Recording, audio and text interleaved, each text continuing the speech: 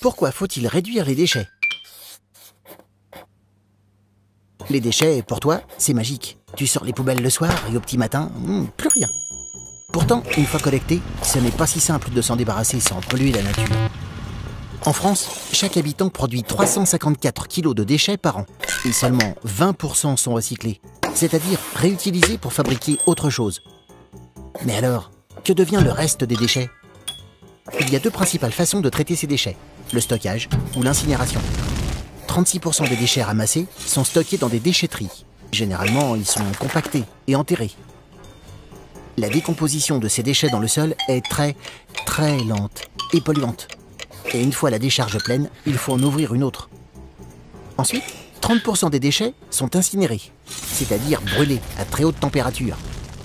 100 tonnes de déchets incinérés sont ainsi transformés en 30 tonnes de mâche-fer, des résidus de combustion utilisés dans la fabrication des routes.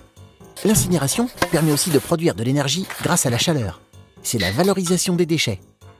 Mais pour lancer la combustion, on utilise du gaz ou du fioul, et les fumées doivent être traitées pour moins polluer. Tu l'as compris, dans tous les cas, les déchets ont un impact négatif sur l'environnement. C'est pour cela qu'il faut moins en produire. Comment? En achetant mieux. Par exemple du fromage blanc, dans un grand pot plutôt qu'en portions individuelles. Ou des produits sans emballage. Tu te poses des questions? Nous, on y répond.